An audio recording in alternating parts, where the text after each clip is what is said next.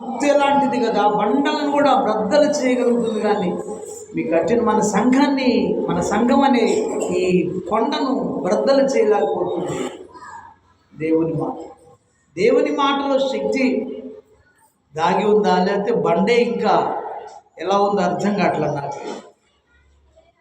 కాబట్టి ఒకటి, దేవుని మాట బండలను బ్రద్దలు చేసి ప్రజలు సేద తీరినట్లుగా బండల్లోంచి నీరు ప్రవహించేటట్లుగా చేసింది. దేవుని మాట పగిలి బండ బ్రద్దలైపోయేటట్టు చేసింది దేవుని నోటిలోంచి వచ్చిన మాట.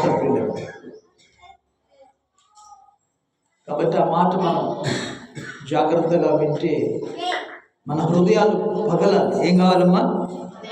ఏంటి రాజులు చెప్పినా, ఎంతమంది సేవకులు చెప్పినా నీ గుండెలు మారట్లా, పగలట్లా, పశ్చాత్తాపం రాట్లా, క్రమశిక్షణ రాట్లా, నేర్చుకోవాలి. ఏమి నేర్పిపోయాడు అంటాడు వేరే వచ్చే పాస్టర్ గారు. నెక్స్ట్ మీ పాస్టర్ గారు ఏమి నేర్పాడు? సరే వీళ్ళు అడిగాడు, వీళ్ళకి సమాధానం మీరేం చెప్తున్నారు? ఆయన చేత కాదు లేదు. దేవుడు అడిగితే ఏం చెప్పాలి? నిన్ను అడుగుతాడు, పాస్టర్ గారు నీకు నేర్పలేదా? నా మాట శక్తి గలది, క్రమశిక్షణ కావాలి మానవునికి. Discipline is the most important. నీ భక్తికి పరలోకాన్ని చేరడానికి ఫస్ట్ కావాల్సింది డిసిప్లిన్. కాబట్టి ఇకనైనా దేవుడు ఈ బండలాంటి సంఘాన్ని బ్రద్దలు చేసి నదులు ప్రవహించి అనేకులు జీవించినట్లుగా చేయనుగాక ఆయన చిత్తం.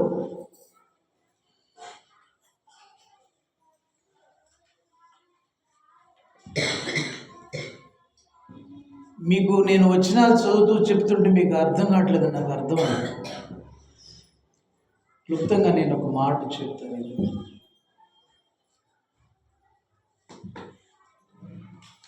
ఆ పట్టణస్థుల పాపం బహు భయంకరంగా ఘోరంగా ఉంది. దేవుని మాట వినట్లేదు ప్రజలు.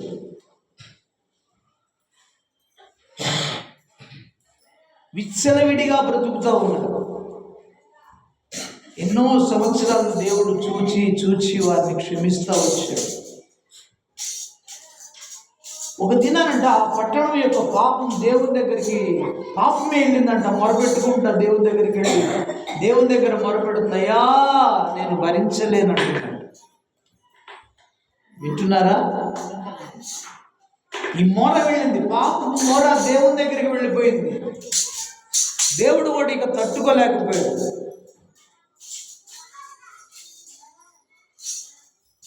నేను ఎంత మంచి నేర్పినా, ఎంత మంచి బోధించినా వీరు మారట్లేదని చెప్పేసి దేవుని కోపం వారి మీద దిగొచ్చిందట. దేవుడే దిగొచ్చాడంట. ఒక దినాన ఐగుప్తు దేశంలో తన ప్రజలు బాధపడుతూ ఉంటే, ఐగుప్తీయులు పెట్టే బాధ బహు భయంకరంగా ఇనుప కొలిమిలాగుందంట ఐగుప్తు దేశం ప్రజలకు, ఇజ్రాయెల్ ప్రజలు. వారు ఇజ్రాయెల్ ప్రజలను పెడుతున్న బాధ, ఐగుప్తీయులు పెడుతున్నటువంటి బాధ చాలా తీవ్రంగా ఉన్నప్పుడు ఆ బాధను దేవుడు చూశాడంట. వాళ్ళ మొరను కూడా విన్నాడంట. వాళ్ళని విడిపించడానికి ఆయనే దిగి వచ్చాడంట. స్తోత్రం చెప్పండి. దేవుడే దిగి వచ్చినటువంటి గొప్ప మెరికల్. తన పిల్లలు పడే బాధను చూసి వాడు దిగి వచ్చాడంట ఆయన. అలానే ప్రభునందు ప్రియమైన వాళ్ళారా, నీవు నేను కనుక ఐగుప్తు లాంటి వాటి చేత, ఐగుప్తీయులు అంటే ఎవరు? దేవుని ఎరగని ప్రజలు, దేవుడు లేనటువంటి ప్రజలు, వాగ్దానాలు లేనటువంటి ప్రజలు, దేవుని భయం లేని ప్రజలు, విగ్రహారాధికులు, పాపాన్ని చురుకునేటువంటి వాడు, దేవుని భయం కొంచెం కూడా లేనటువంటి వాడు అన్నమాట. ప్రియులరా, ఐగుప్తీయులు అంటే రక్షణ లేని వారు, దేవుని ఎరగని వారు, దేవుడు లేని ప్రజలు, కఠిన హృదయులు వాళ్ళు. అలాంటి వాళ్ళు చేత బాధించబడుతున్న సమయంలో తన పిల్లలు, దేవుని పిల్లలు బాధించబడుతున్నప్పుడు ఆ బాధను చూసి దిగి వచ్చాడు. ఈరోజు కూడా ఐగుప్తు లాంటి సమస్య ఐగుప్తు అంటే లోకానికి సంబంధించినటువంటి. ఈ సమస్యలలో లోకంలో ఉన్న సాతానుడు నిన్ను రకరకాల పాపాలకు ఈడ్చుకెళ్ళి నిన్ను బాధిస్తుంటే, అనేక వ్యాధులు కలిగించి బాధలు కలిగించి నిన్ను దుఃఖపెడుతుంటే, నువ్వు గినుక పశ్చాత్తాపడితే, స్తోత్రం, ఎలాంట ఆ బాధను బట్టి అయ్యో నేను ఎందుకు ఇంత చేయక మునిపే అన్నాడు, దేవునికి విరోధంగా నేను ఎట్లా ఈ పాపం చేస్తాను అన్నాడు యోసేపు. 30 ఏళ్ల యవ్వనస్తుడు తప్పించుకున్నాడు పాపం నుంచి. అయితే పాపంలో పట్టబడిన మనం సాతానుకు దాసులమైపోయి, ఐగుప్తుకు దాసులయ్యారు వీళ్ళు. మనము పాపానికి దాసులమై, సాతానికి దాసులమై, ఆ దాస్యత్వంలో నువ్వు పడుతున్న మ్రగ్గుతున్నటువంటి వేదన బాధలు చూస్తూ ఉన్నాడు దేవుడు. అవును కదా, మనకు ఆ బాధలు, వ్యాధి, కరువు, ఖడ్గము, కష్టము, నష్టము, శ్రమలు, కన్నీళ్ళు వచ్చినప్పుడు ఆ ప్రాణం ఎలా విసిగిపోతూ, ఎలాగా వేదన పడుతూ ఉంటుంది. నీకు శరీరం మొరపెట్టడం చేత కాకపోతే నీ ఆత్మ మొరపెడతా ఉంటుంది దాని లోపల నుంచి కదా. ఎవరు మొరపెడతారు?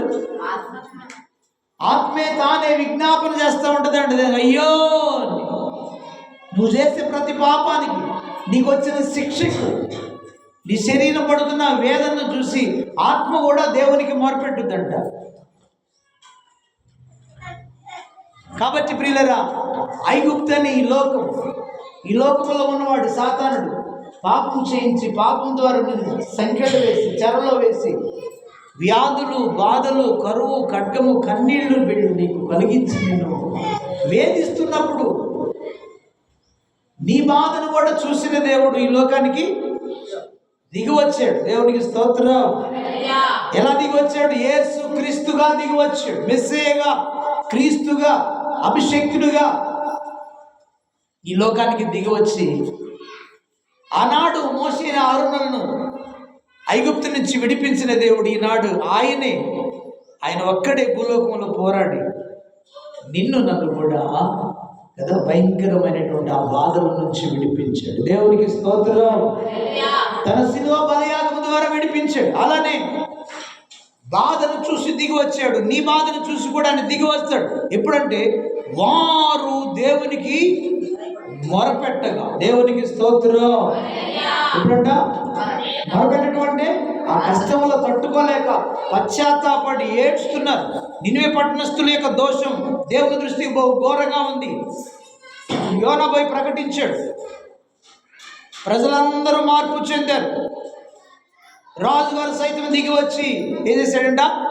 గోనెపట్టు కట్టుకొని దేవుని దగ్గర అంగలార్చాడు, ఏడ్చాడు. అయ్యో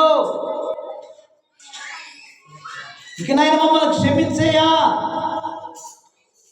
పశువులు పిల్లలతో సహా మేము ఉపవాసం ఉన్నామయ్యా, అయ్యా తగ్గించుకున్నా క్షమించమని. ఉపవాసం అంటే దేవుని బ్రతిమలాడుకున్నటువంటి సమయం. ఉపవాసం అంటే కదా తగ్గించుకునే సమయం. అలానైనా కనికరిస్తాడేమోనని తమ చెడు నడతలు విడిచిపెట్టారంట పిల్లలు. దేవుని దగ్గరికి వచ్చి వారు మొరపెట్టినప్పుడు దేవుడు వారు మొరవి నిజంగా చేసేది నన్ను కీడును చేయక కాల్చివేస్తానన్న పట్టణాన్ని కాపాడాడు. కాబట్టి నీ శ్రమను బట్టి నీవు దేవునికి కనీసం మార్పు చెంది, అయ్యో నేను ఎందుకు కఠినపరుచుకుంటున్నాను, దేవుని సన్నిధికి పెద్దలాడు వెళ్ళాలి కదా, నేను వెళ్ళలేకపోతున్నాను, నా పనులు పెద్దలాడు లేచి ముగించుకోలేదా, ఎందుకు నేను కఠినపరుచుకుంటున్నాను అని పశ్చాత్తాపడి ఏడిస్తే తప్పకుండా పెద్దల కాడ వచ్చేటట్టుగా చేస్తాడు దేవుడు. అసలు పశ్చాత్తాపడితే దేవునికి మొరపెడితే కదా, నేను వెళ్ళాలని నీకు ఆశ ఉంటే కదా. 3 గంటలు ఎక్కడ కూర్చుంటామని నువ్వు అనుకుంటావు, కానీ ఆ 3 hours యొక్క ఆశీర్వాదాలు ఎవరిస్తారు నీకు? పొలంలో రైతు నీకు ఇస్తాడు? ఆ 3 గంటలు పని చేస్తే చెప్పరేమ్మా, నేను 3 గంటలు చేస్తే నాకు రోజంతా కూలి ఇస్తావంటే ఇస్తాడా? ఇవ్వడు కదా. మరి 3 గంటలు కూడా వారమంతా కాపాడిన దేవునికి, ఆరోగ్యం ఇచ్చిన దేవుని, ఆహారం ఇచ్చిన దేవునికి, ఆయుష్ ఇచ్చిన దేవునికి, ఇక్కడికి రావడానికి సమయం ఇచ్చిన దేవునికి ఆ 3 గంటలు కూర్చోలేవా? కాబట్టి ప్రియులరా, పశ్చాత్తాపం కలగాలి. అయ్యో నేను వెళ్ళలేకపోతున్నాను, అయ్యో నా బాధ, నాకు ఈ సమస్య వచ్చిందని. వాళ్ళు ఎలాగా, అయ్యా ఈ ఐగుప్తు కొలిమి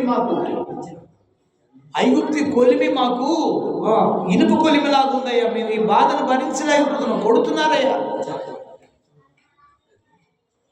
కాబట్టి అయ్యా అని దేవునికి మొరపెడితే, పశ్చాత్తాపడితే, అప్పుడు ఆ మొర దేవుని దగ్గరికి వెళ్ళింది. దేవుడు దిగి వచ్చాడు విడిపించడానికి. ఈరోజు మనం కూడా అంతే పిల్లలు, దేవుని మాట విని నువ్వు రిపెంట్ అయితే, నువ్వు మార్పు చెందితే, క్షమించమని అడిగితే, నీకు వచ్చిన బాధను బట్టైనా దేవుని దగ్గర వేడుకోలేవా? నీకు వచ్చిన కష్టాలను బట్టైనా ప్రార్థన మొరపెట్టలేవా? పశ్చాత్తాపడలేవా? మార్పు చెందలేవా? ఈ సంవత్సరం మార్చుకో. కొందరైనా మారండి, డిసిప్లిన్ నేర్చుకోండి, క్రమంగా రండి, దేవునికి ఇష్టంగా బ్రతకండి. దేవుడు ఆశీర్వాదాలు మీకు ఇస్తాడు. నిర్లక్ష్యంగా ఉండడానికి ఆశీర్వాదాలు ఇవ్వడు. నిర్లక్ష్యంగా ఉంటే నీవు 6 చెప్పు, 106 చెప్పు, సాకులు చెప్పొద్దు. ఆదివారం మాత్రం బిడ్డ, ఆదివారం మాత్రం సాకులు ఆయన వెండు. ఎందుకంటే శనివారమే నువ్వు సిద్ధపరిచే దినం. అది శనివారమే సిద్ధపడాల్సిన దినం ఆదివారానికి. ఒకప్పుడు విశ్రాంతి దినం శనివారం, కాబట్టి ఆ మొత్తం శుక్రవారం అని వాళ్ళు ప్రిపేర్ అయ్యేవాళ్ళు. ఆదివారానికి ఏ పని చేయడానికి వీలు లేదు, కాబట్టి శుక్రవారమే అన్ని ప్రిపేరింగ్, రేపటికి ముందుగానే ప్రిపేర్. అలానే మనకి ప్రభువు లేచిన తర్వాత, పునరుద్ధరణై తిరిగి లేచిన తర్వాత మనకి ఇచ్చినటువంటి ఆధిక్యత సండే. కాబట్టి శనివారమే నీవు ప్రిపేర్ అవ్వాలి. శనివారం ఈవినింగ్ నుంచి అన్ని రకాల ప్రిపరేషన్ చేసుకోవాలి. రేపు పెద్దల కడలు ప్రభు దీవెన పొందుకోవాలి. ప్రభు నీవు నాతో మాట్లాడయ్యా, నువ్వు మాట్లాడితే నా గుండె మారిపోతాయా, నా మనసు మారిపోయి, నా హృదయం, నా తలపు, నా క్రియలు మారిపోతాయి. ప్రభు నీవు నాతో మాట్లాడమని రాత్రంతా నువ్వు పశ్చాత్తాపడి ప్రభు దగ్గర వేడుకోవాలి, మొరపెట్టాలి. అప్పుడు తప్పకుండా ఆయన నీ దగ్గరికి దిగి వస్తాడు. స్తోత్రం. దిగి వచ్చే దేవుడా, దూరంగా ఉండే దేవుడా? నువ్వు పాటలు పాడుకుంటు, దూరాన్ని ఎక్కడో ఉన్నావని పాటలు పాడుకుంటారు. స్తోత్రం. ఆ కవులు అలా రాశారు. వాళ్ళు అలానే దూరంగానే ఉంటారు. మన దేవుడు దూరంగా, నువ్వు ఏడుస్తుంటే నీ దగ్గరికి వచ్చి నీ పక్కన ఉండేటువంటి దేవుడు. నువ్వు వ్యాధితో, జబ్బుతో బాధపడుతుంటే నీ ఒక్కతివే కాదు బాధపడేది, నీ ప్రక్కన ఆయన వచ్చి నీ బాధలో ఆయన బాధను పంచుకుంటాడు. అంత మంచి దేవుడు నీ దగ్గరకు వస్తాడు.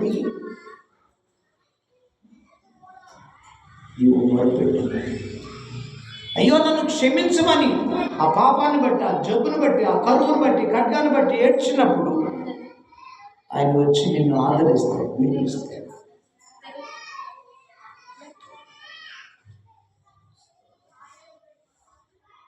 దేవునికి మహిమ కలుగునుగా. చెప్పండి ఆమేన్. కాబట్టి ప్రియబిడ్డ, సమయం చాలు. పాపము దేవుని దగ్గరికి వెళ్ళిపోతున్న మొర, పట్టణం యొక్క పాపం, సొదొమ గొమొర్రా అనే పట్టణాల యొక్క పాపం దేవుని దగ్గరికి వెళ్ళిపోయింది మొర. అంత ఘోరమైన దుష్కార్యాలు చేస్తూ ఉన్నారు. దేవుని భయము లేని ప్రజలు, పాపం, విగ్రహారాధన, ఇక లేని పాపము లేదు వాళ్ళల్లో. ఆడ, స్త్రీ, పురుషుడు, పిల్లలు అనే భేదం లేదు. అందరూ కూడా దుమ్మిగా వస్తారు. అట్లా పాపాన్ని ప్రేమిస్తారు, వాళ్ళు పాపాన్ని ఆస్వాదిస్తారు. పాపం అంటే వాళ్ళకి అంత స్వీట్తో సమానం. మనకు కూడా అలా అయిపోయింది. దేవుడే దిగి వచ్చాడంట. ఆనాడు ఐగుప్తులో తన పిల్లలు పడుతున్న బాధను చూసిన దేవుడు విడిపించడానికి ఎలా దిగి వచ్చాడో, ఆ రోజు కూడా ఆ సొదొమ గొమొర్రా పట్టణాల యొక్క పాపపు మొర దేవుని దగ్గరికి వెళ్ళినప్పుడు ఇక తాళలేక, ఆ బాధను తట్టుకోలేక ఆయన దిగి వచ్చాడంట నాశనం చేయడానికి, కాల్చివేయటానికి. ఈ పట్టణాన్ని నేను కాల్చివేయబోతున్నా అంటున్నాడు. అబ్రాహాముతో చెప్తున్నాడు, అబ్రామా, నా కుమారుడికి నేను దాచేదనా అంటున్నాడు. స్తోత్రం. ఎంత ఇష్టడైన భక్తుడు అంటారు అబ్రహాం గారు దేవునికి. అబ్రహాంలాగా మనం కూడా దేవునికి ఇష్టంగా బ్రతకాలంటే ఒకటి, ఆయన మాట వినాలి, ఆయన మాటని నమ్మాలి, ఆయన మాట ప్రకారం చేయాలి. దేవునికి స్తోత్రం. అప్పుడు దేవునికి ఇష్టడుగా ఉంటాడు. ఆయన మాట నెరవేరటానికి కొంచెం ఆలస్యమైంది, 25 సంవత్సరాలు ఆలస్యమైంది. అయినా ఓపికతో ఉన్నాడు, సహనంతో ఉన్నాడు, ఓర్పుతో ఆ వాగ్దానాన్ని స్వతంత్రించుకోవడానికి సహనము కలిగి ఉన్నాడు. కాబట్టి వాగ్దాన ఫలం పొందాడు. అందువలన దేవునికి ఇష్టడయ్యాడు. నీ కుమారుడు నాకు ఇచ్చేయంటే నిర్మోహట లేకుండా ఒక్కగానొక్క కుమారుడిని తీసుకెళ్లి మోరియా పర్వతం మీద బలి ఇవ్వడానికి వెళ్ళిపోయాడు. బలిపీఠి మీద కట్టేశాడు చేతులు కాడు.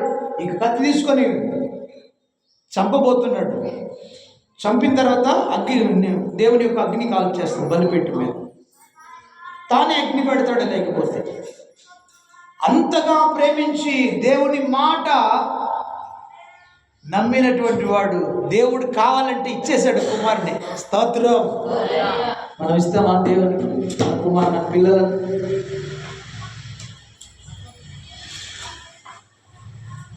పిల్లలను ఇవ్వకపోతే కనీసం నీ దేహాన్ని సజీవ యాగముగా దేవునికి సమర్పించుకోమంటాడు.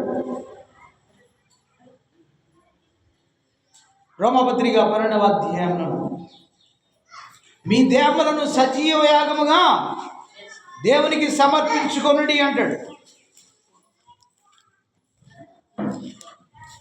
12వ అధ్యాయం 1వ వచనం రోమపత్రిక. సజీవ యాగముగా ఏమడుగుతున్నాడ? మీ శరీరం, మీ దేహములను ఆయనకి సమర్పించండి. దేవుడు మీ దేహాన్ని అడుగుతున్నాడు. దేవుడు మీ పిల్లలను అడుగుతున్నాడు. దేవుడు మీ ధనాన్ని అడుగుతున్నాడు. మీ దేహమేమో ఆయన ఆలయంగా చేసుకోవటానికి, ఆయన ఉండటానికి అడుగుతున్నాడు. మీ పిల్లలనేమో ఆయన సేవ కోసం అడుగుతున్నాడు. నాకు ఇస్తావా?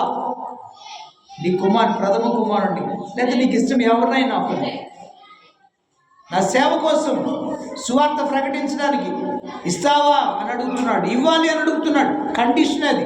ఇస్తావా కాదు, ప్రతిష్ఠించాలి నీ ప్రథమ కుమారుడు. ఇవ్వట్లేదు. మీ ధనాన్ని అడుగుతున్నాడు. దేవుని సేవకుల పోషణ కోసమైనా, మందిర అవసరతల కోసమైనా మీ ధనాన్ని కూడా కోరుకుంటుంది.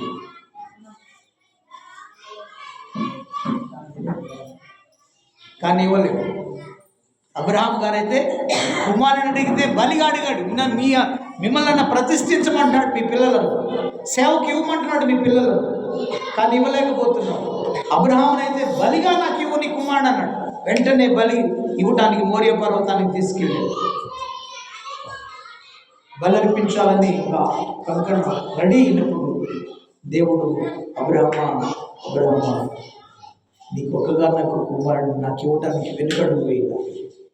ఇందువలన నీవు నాకు భయపడవాడు అని అర్థమవుతుంది అని చెప్పేసి దేవుడే మరలా స్వరం ద్వారా మాట్లాడి, చెప్పమాకు నీ కుమారుడు బలి ఇవ్వమా, ఇదిగో పొదలో ఉంది చూసి దాన్ని తీసుకొచ్చి బలి ఇవ్వండి. ఆ పొదలో ఎక్కడనో ఉందంటే గొర్రెపిల్ల, దాన్ని తీసుకొచ్చి బలిపెట్టు మీద బలి అర్పించాడు. దహన బలి అబ్రహాం గారు. దేవునికి స్తోత్రం. చెప్పండి ఆమేన్. హల్లెలూయా. కాబట్టి ప్రియులారా, దేవునికి ఇచ్చే విషయంలో వెనకడుగు వేయాలి అబ్రహాం గారు. కాబట్టి దేవునికి ఇష్టడుగా ఉన్నాడు. కాబట్టి అబ్రహాముకి నేను చేయబోయేటువంటి కార్యము దాచేదనా, నా భక్తునికి దాచేదనా అని అబ్రహాం గారి దగ్గరకు వచ్చి, అబ్రహమా, సుధమ గోమర యొక్క పట్టణం యొక్క పాపం ఘోరంగా నా దగ్గరికి మరోస్తుంది, భయంకరంగా ఉంది వాళ్ళ పాపం, కాబట్టి పట్టణాలను కాల్చివేయడానికి నేను దిగి వచ్చాను అని చెప్పాడంట అబ్రహాం గారు. ఎవరు చెప్పారమ్మా? ఏం చెప్పాడు? ఒకసారి నా వైపు చూస్తున్నారా? తలల కింద వేస్తే మీరు తలల కింద ఉంచారనుకోండి, మెడల మీద కూర్చుంటాడు వాడు, సాతాను గాడు. అమ్మకి నిద్రపో, ఏమింటావే? స్తోత్రం చెప్పండి. ఇప్పుడు చేతుల పైకి చెప్తాం ఆమేన్. బిగ్గరగా హల్లెలూయా.